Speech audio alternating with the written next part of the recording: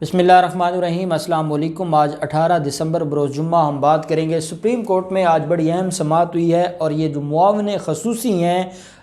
وزیر اعظم پاکستان کے اس حوالے سے آج سماعت ہوئی ہے، اور یہ اپیلیں فائل کی گئی تھیں۔ یہ نون لیگ کی طرف سے ایک درخواست فائل کی گئی تھی، نون لیگ کے جو مقامی رہنما ہیں ان کی طرف سے، اور یہ جو آپ کو شہزاد اکبر اور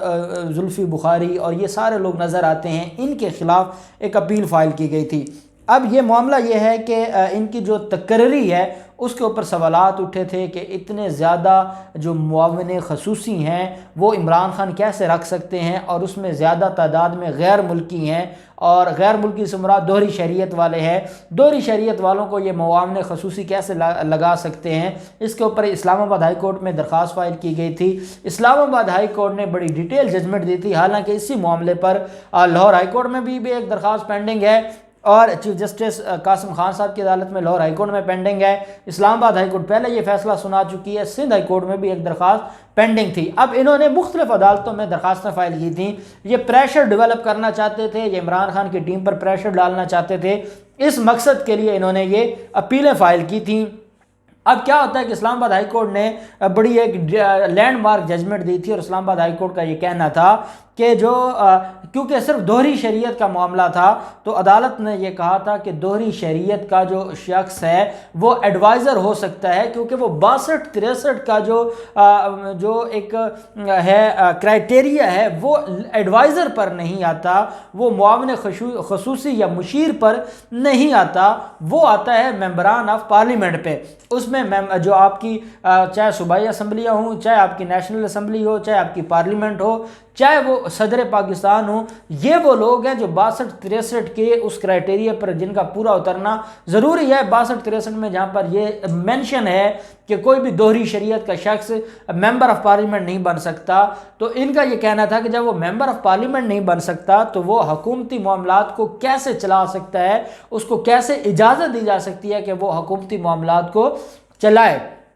اس کے اوپر اسلام آباد ہائی کورٹ نے ان کی جو درخواستیں تھی وہ خارج کر دی تھی، اور انہوں نے چیلنج کیا تھا ان درخواستوں کو۔ اسلام آباد ہائی کورٹ کے فیصلے کو چیلنج کیا گیا تھا سپریم کورٹ میں۔ سپریم کورٹ میں جب آج اس کیس کی سماعت شروع ہوتی ہے، چیف جسٹس گلزار صاحب کی سربراہی میں یہ 3 رکنی بینچ تھا۔ بیسیکلی یہ جو بینچ تھا اس میں جسٹس منیب اختر صاحب تھے، لیکن انہوں نے اپنی ذاتی وجوہات کی بنیاد پر اس بینچ سے علیحدہ ہو گئے تھے، علیحدگی اختیار کر لی تھی، نیا بینچ تشکیل دیا۔ جسٹس اعجاز الحسن صاحب بھی اس میں موجود تھے، تو چیف جسٹس گلزار صاحب کی سربراہی میں اس معاملے پر سماعت ہوئی۔ اٹارنی جنرل آف پاکستان خالد جاوید خان صاحب ریپریزنٹ کر رہے تھے فیڈریشن کو اور حکومت کو۔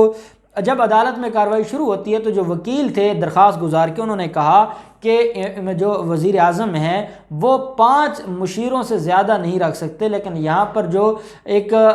پوری فوج ہے مشیروں کی اور معاون خصوصی کی، یہ کس قانون کے تحت ہے، اور اس کے اوپر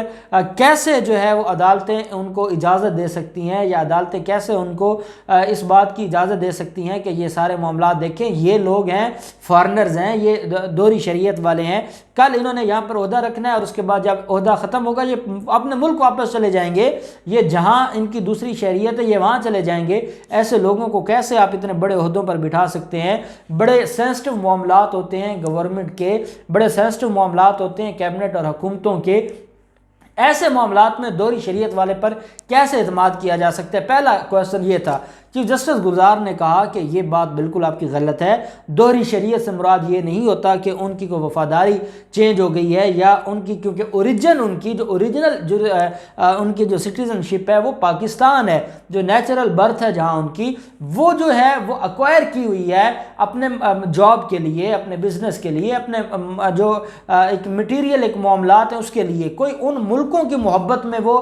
شہریت نہیں لی گئی، بلکہ وہ ان کی وہاں پر ضرورت تھی، اس ضرورت کے تحت لی گئی ہے۔ لیکن اس سے اب یہ کیسے کہہ سکتے ہیں کہ ان کی وفاداری میں شک کیا جا سکتا ہے، اور جن کی دوہری شریعت ہے وہ اس ملک کے ساتھ کم وفادار ہیں، اور جن کی دوہری شریعت نہیں ہے وہ زیادہ وفادار ہیں۔ چیف جسٹس گلزار نے کہا کہ آپ نے تو دیکھا ہوگا کہ ہمارے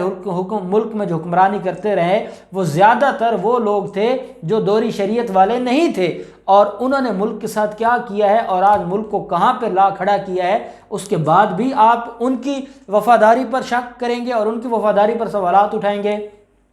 ساتھ عدالت نے یہ کہا کہ وزیر اعظم کے پاس یہ اختیار موجود ہے کہ اگر کوئی کسی بھی جو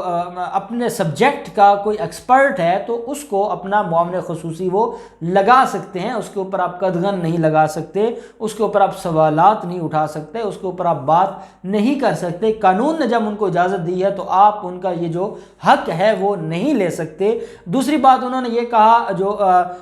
جو اس میں وکیل تھے درخواست گزار کے، انہوں نے عدالت سے کہا کہ جناب اس میں میری گزارش یہ ہے کہ یہ سارے کا سارا جو معاملہ ہے یہ اب خرابی کی طرف جا رہا ہے۔ ان لوگوں کو جو لاکھوں روپے تنخواہیں دی جا رہی ہیں، ان کے ٹی اے ڈی اے ہیں، وہ سارے کے سارے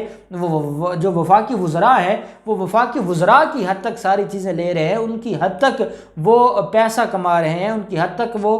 جو فیسلٹیز ہیں وہ لے رہے ہیں۔ ایسے میں جو شخص الیکٹڈ نہیں ہے وہ وفاقی وزیر کی حد تک کیسے ساری مراعات لے سکتا ہے؟ عدالت نے کہا کہ جس چیز کی آئین نے منافی نہیں کی، جس چیز کے بارے میں آئین نے روکا نہیں ہے، تو اس سے مراد یہ ہوتا ہے کہ آئین اس بات پر راضی ہے اور آئین اس بات پر آپ کو منع نہیں کر رہا، کیونکہ جو کانسٹیٹیوشن آف پاکستان ہے، آرٹیکل ہو یا رولز ہوں، دونوں میں جو ایڈوائزرز ہیں پرائم منسٹر کے، ان کی گنجائش موجود ہے، اور پورے آئین میں کہیں لکھا ہوا نہیں ہے کہ کتنے ایڈوائزر ہونے چاہیے اور اس کا کیا کرائٹیریا ہونا چاہیے۔ جب آئین اس کے اوپر خاموش ہے تو اس کا مطلب یہ ہے کہ یہ وزیر اعظم کا ثوابدیدی اختیار ہے کہ وہ جس کو بہتر سمجھتے ہیں ملک کے لیے، حکومت کے مفاد کے لیے، اور جس کو ایکسپرٹ سمجھتے ہیں اس کو وہ معاون خصوصی لگا دیتے ہیں، اور اس سے وہ اپنے جو کام ہے اس سے وہ اپنا کام لیتے ہیں۔ جو ان کی ذمہ داری ہوتی ہے وہ ذمہ داری ان سے وہ کام لیا جاتا ہے اور وہ اپنا کام پورا کرتے ہیں۔ جسٹس اعجاز الاحسن صاحب نے، جو وکیل تھے درخواست گزار، ان سے کہا کہ آپ یہ بتائیں کہ آپ کا اسلام آباد ہائی کورٹ میں صرف اور صرف ایک ہی پوائنٹ تھا اور وہ دوہری شریعت کا تھا، اب یہاں پر مختلف پوائنٹس پر آ گئے ہیں۔ کبھی آپ نمبرنگ کی بات کرتے ہیں، کتنے نہیں اتنے ہونے چاہیے، کبھی آپ ان کی کوالیفیکیشن کے اوپر بات کرتے ہیں، کبھی آپ ان کی جو آنیسٹی ہے یا وفاداری ہے اس کے اوپر بات کرتے ہیں۔ تو آپ آئے ہوئے ہیں اپیل میں، اور اپیل میں آپ صرف وہی بات کر سکتے ہیں جو نیچے آپ نے درخواست میں کی تھی، اور اس بنیاد پر زلفی بخاری کیس میں سپریم کورٹ آف پاکستان پہلے معاون خصوصی کے بارے میں ڈیٹیل ججمنٹ دے چکی ہے، اور سپریم کورٹ نے یہ بتا دیا ہے کہ کون کون شخص ہے جو اس کرائٹیریا پر پورا اتر سکتا ہے۔ اور زلفی بخاری کیس میں زلفی بخاری کے حق میں جو فیصلہ آیا تھا وہ ایک لینڈ مارک ججمنٹ ہے سپریم کورٹ کی، جو پورے جتنے سوالات اٹھتے ہیں معاون خصوصی اور ان سارے معاملات کے حوالے سے ان کو کلیئر کرتی ہے، اور اس میں کوئی بھی ایمبیگوٹی نہیں رہتی، کوئی بھی ابہام نہیں رہتا۔ تو میں سمجھتا ہوں کہ آج اور چیف جسٹس آف پاکستان نے نہ صرف ان کی درخواست خارج کی ہے، جو اپیل تھی وہ مسترد کی ہے، بلکہ عدالت نے یہ کہا ہے کہ جو ریزننگ ہے اس اپیل کو مسترد کرنے کی، وہ ساری ڈیٹیل وجوہات عدالت نے کہا کہ ہم اپنے جو ڈیٹیل ججمنٹ ہوگی اس میں دیں گے، ہم اس میں لکھیں گے کہ جو معاون خصوصی ہے وہ کیا ہوتا ہے، اس کے کیا ذمہ داریاں ہیں، وزیر اعظم کے کیا کیا اختیارات ہیں، کیا اس کے لیے غیر ملکی ہونا کوئی جرم ہو گیا ہے،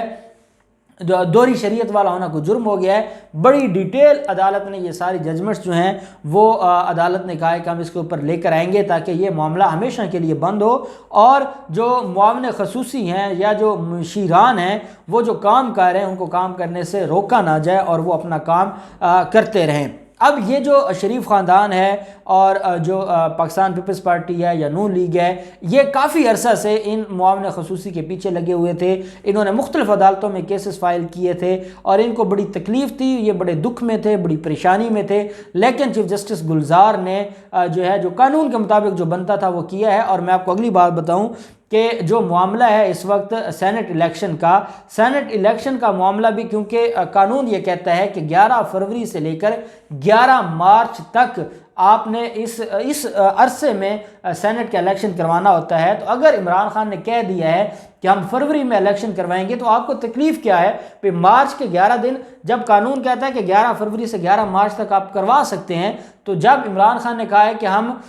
فروری میں کروا دیں گے الیکشن، تو آپ اس پہ کیوں چیخ رہے ہیں؟ جب قانون نے، جب الیکشن کمیشن کے قوانین نے ان کو اجازت دی ہے تو اس کے بعد آپ یہ کیسے کہہ سکتے ہیں کہ یہ غیر قانونی ہے اور ہم اس کو عدالتوں میں چیلنج کریں گے؟ اٹارنی جنرل آف پاکستان اس بات پر کھل کر بات کر چکے ہیں، انہوں نے کہا ہے کہ جو شو آف ہینڈ سے مراد اوپن بیلٹ ہوگا، اوپن بیلٹ کے ذریعے ہم چاہتے ہیں کہ یہ الیکشن ہو، اوپن بیلٹ کی گنجائش موجود ہے، جب یہ معاملہ سپریم کورٹ میں جائے گا اور سپریم کورٹ اس کو واضح کر دے گی ایڈوائزری جورسڈکشن کو استعمال کرتے ہوئے، کیونکہ سپریم کورٹ کے پاس یہ اختیار موجود ہے اور وہ ایڈوائزری جورسڈکشن کے ذریعے اس کا معاملے کو دیکھ سکتی ہے، اس لیے وہ معاملہ کلیئر ہو جائے گا اور ان کی جو چون چراہ ہے وہ بند ہو جائے گی۔ اور جو آج چیف جسٹس گلزار صاحب کا جو فیصلہ ہے جو بالکل قانون کے مطابق، اور عمران خان کو بڑی فتح آج ملی ہے سپریم کورٹ سے، میں سمجھتا ہوں کہ اس کے بعد یہ واقعی خوف زدہ ہوں گے اور ان کے لیے اب اس بات کو برداشت کرنا بڑا مشکل ہو جائے گا، اور اب ایڈوائزری جورسڈکشن میں سپریم کورٹ کو بڑا فیصلہ دے سکتی ہے۔ جو عمران خان چاہتے ہیں کہ صاف شفاف الیکشنز ہوں، وہ ان کی خواہش پوری ہوگی۔ اب دیکھتے ہیں کہ کیا ڈیولپمنٹ ہوتی ہے، جو بھی ڈیٹیلز ہوں گی ہم آپ کے ساتھ شیئر کرتے رہیں گے۔ اللہ پاک پاکستان کا حامی و ناصر ہو۔ بہت شکریہ۔ اللہ حافظ۔ پاکستان زندہ باد۔